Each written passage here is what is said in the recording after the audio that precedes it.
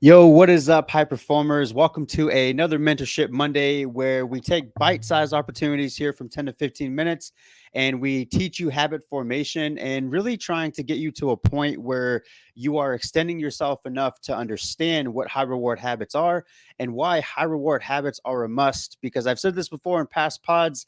If I ask you to go run 2 miles and you hate running, that is not going to be a high reward habit. And so, what we're doing here from the ground up is making sure that you understand your behaviors so much so that you can start to develop habits that you really, really enjoy. So, another Mentorship Monday. We are at episode 51. So, if you didn't catch the last episode, it was episode 50.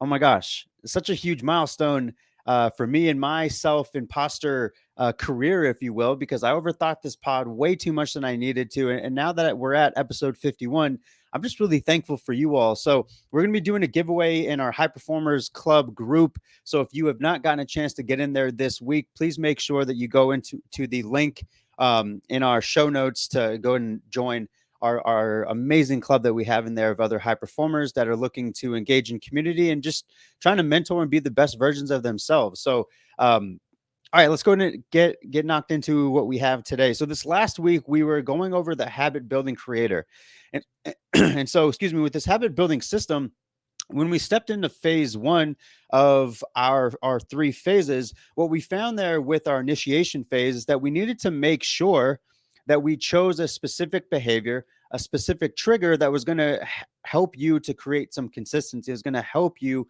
get to a point where you're really happy about seeing that progression. And if you're one who's already seeing some failures, that's okay, because that's actually going to be a lot of information, a lot of data that we can use. What most people get stuck doing, and this is what I see, not only just people that I mentor, but also just conversations that I have had, experiences myself, is that we get caught in this all or nothing thinking trap where we set up an expectation of ourselves that is incredibly unrealistic. And before you know it, as we start to experience some failures, we start to get down on ourselves and we just don't continue. And this is what we want to try to bypass. All right. So welcome to our habit building system, part two of our part three series. So in phase two, we want to think of this as our learning phase.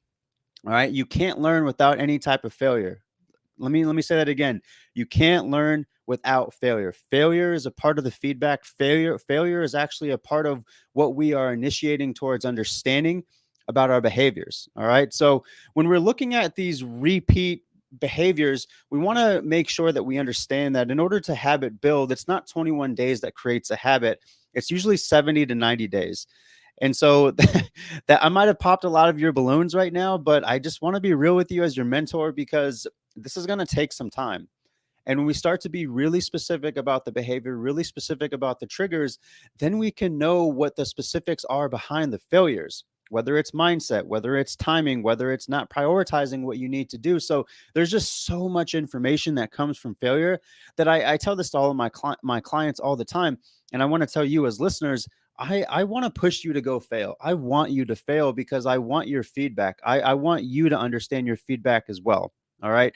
Because when we try to train our brain toward a habit, when we're looking at 70 to 90 days, there's going to be a lot of wiggle room in between that, which is why I want you to remember that you're going to mess up. And this goes back to our 80-20 adherence guideline, right? Because we don't want to be perfect. We want you to be consistent.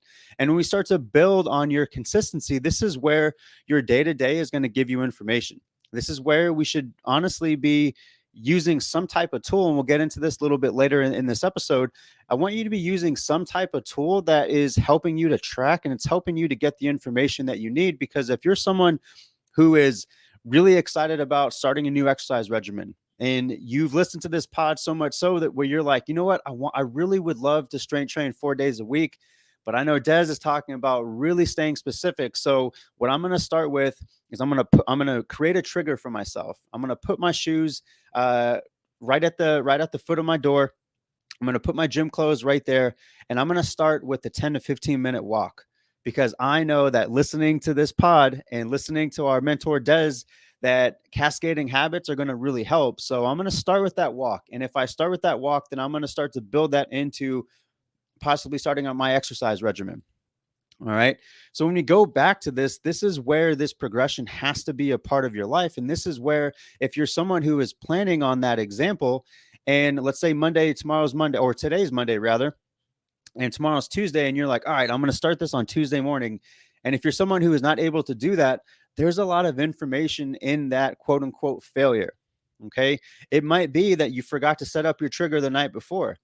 It might be that maybe you weren't realistic about the type of time that you had. So maybe getting to bed might be the next habit that you're working on. So you're going to put your shoes at the foot of the bed, and instead of going to bed at 11:30 or 12, you're going to try going to bed at 10:30. Let me see if I can try to etch away at some time before my workday starts. So it's really about the failure. And this is where the power of tiny gains really takes a huge role. You've already heard me preach so much about James Clear, Power Habit, such a really great book.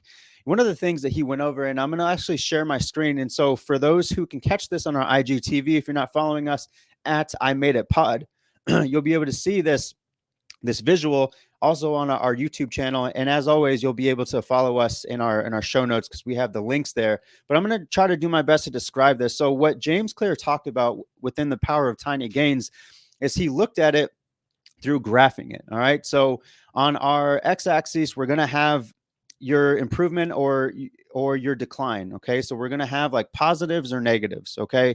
On the other axis, we're going to have your timeline at a year.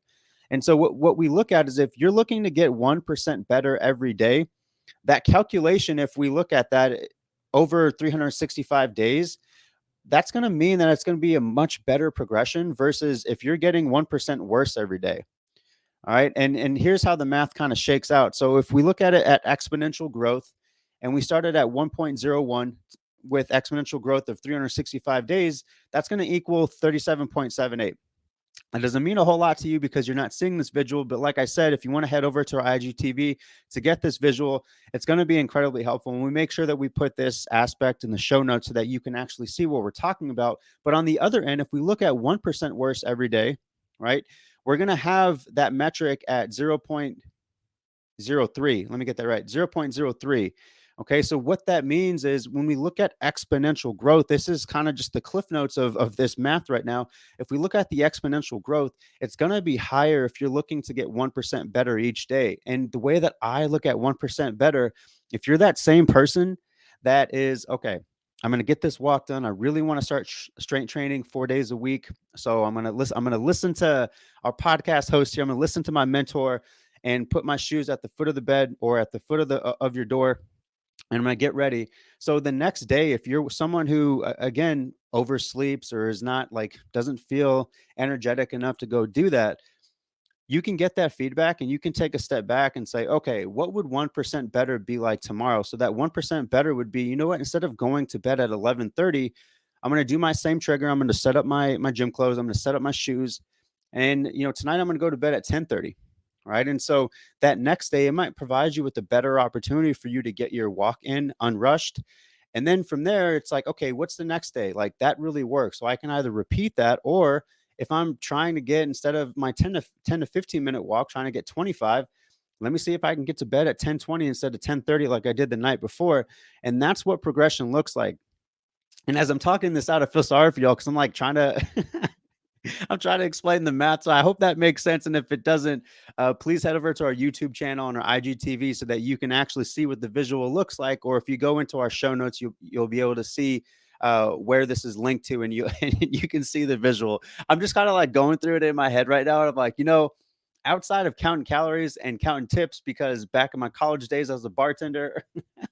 My math isn't great. So, but that's why you all love me. I'm not perfect, right? So I hope that makes sense. So the whole point behind anything that I'm saying is when we look at exponential growth, 1% better each day is going to mean a great deal of progression through versus that all or nothing thinking where if you do something and you fail and then you just end up not doing it and those behaviors habit stack in a negative way, then you're getting 1% worse every day. And that exponential growth is not going to be as large compared to doing something that is going to help push you forward. Okay. And we look at those negative habit stacks. I mean, a lot of us can probably raise your hand and say, oh my gosh, like I've definitely experienced this, especially over the last almost 2 years of us being in this pandemic and being home and a lot of life changing. I mean, for those who were really into a regimen, and I get this all the time, most people that usually join our programs, it has a lot to do with like, hey, I did not handle the pandemic well. Like I thought I had skills, but I definitely did not. I don't handle stress well. I don't handle chaos in the world well. I don't know how to control the controllables, right? And so when we look at negative habit stacking, I mean, if we when we look at that concept of all or nothing thinking, let's go back to this example of like, okay, well, I didn't wake up in time to go for this walk, so I failed. There's no reason to continue. And then you find that you start probably sleeping later, which your sleep hygiene goes down. And if your sleep hygiene goes down, it habit stacks towards not having the best energy to be active. And if you're not someone who is as active, you're probably not going to handle the chaos or the uncontrollables, or the controllables rather, that are in the world, right? And so that's going to build towards just creating a life for yourself where, I had a therapist tell me this a while back, and it really rang true with me. A lot of people are sort of caught up in being walking dead. A lot of people are existing and not really living. And this is kind of where I want, as listeners, I want to push you to understand that I'm not asking you to be perfect, but in this, I'm asking you to be consistent. And if we're asking you to be consistent, you have to look at these measures of things that you're doing for yourself as little self care downloads into your brain, little self care appointments that you're like, you know what, I'm going to get that walk in. And from there, I'm going to let that cascade into possibly doing some gratitudes. And then from there, I'm going to let that cascade into making sure that I feed myself. And then in time, over 6 months time, or over a year's time, or even just within habit building 70 to 90 days, you're probably not going to be able to recognize yourself because those things have started to automate. And that's what we're going to talk about next week in phase 3 of what it feels like to maintain that habit and what it feels like for it to automate. Okay. And so things to remember when we're looking at this phase 2, we need to provide you with the tick sheet. We need to provide you with something that you're actually tracking this stuff. Because if you're not tracking it, you don't have the data behind, okay, if I'm noticing that I really wanted to get that 10 to 15-minute walk done in the morning, and I've only done it 50% of 30 days, there's data in there. There's things that we need to learn. Okay, is it about prioritizing? It's about my bedtime routine. Did I forget my triggers? Like, what do I need in order to initiate a trigger for my trigger? Right. And so, an example of that too is, I usually try to create some organization and consistency when I'm setting things up at night. So I'll set up my coffee maker. I'll set up my gym stuff for the morning for my morning routine, but in such a huge way, having that coffee pot go off at 5 a.m. and me waking up naturally from about 5:15 to 5:30, the second that I get up, there's a trigger of the smell of coffee that makes me get up because I get excited. I don't know about you all, but I get excited about my coffee. I get excited about doing a little bit of reading. I get excited about going on that walk. And that's what cascading habits look like. And that's what I'm imploring you to do and starting to think about. All right. So as always, what do we want to do now? All right. The information is out there, the education is out there. All of us have some sort of device where we can search for things, but the application is what these high performers do. Okay. And so this is what I'm really pushing you to understand. So here's our what now. Okay. So as you watch or listen, I want you to take a screenshot. I want you to tag me in this episode. And I want you to take a moment to comment on one thing that you're going to use to track your success. Okay. It could be a journal, right? One thing that I really, really love to do is I will have a consistency tracker for a lot of my clients. And one of the things that I really enjoy doing is helping them to understand that it doesn't have to be very difficult. It's literally just about helping them to understand that what it takes to be consistent. And so I'll have them say like, okay, on a calendar, I want you to circle the days that you go out for these walks, right? I want you to circle the days that you posted your foods for that day. And what we look there is we look at consistency. So you can get yourself a calendar. Anyone who has access to a printer, you can digitize this, old-fashioned journal, like whatever you feel like. But you need a tick sheet. You need to be able to measure backwards, just like we talked about in past episodes. All right. So let me know. Hit me up in the homework. I love you all. Episode 51. We hit our milestone, episode 50. I am so effing proud of myself. And we're all working to be our own biggest fans. And I am currently working on that right now. And right now, in this moment, as my own biggest fan, I am very, very proud of myself. And I'm proud of you all for even listening to this pod and then starting to work at some of these very, very key habits. All right. Much love to you all. Later.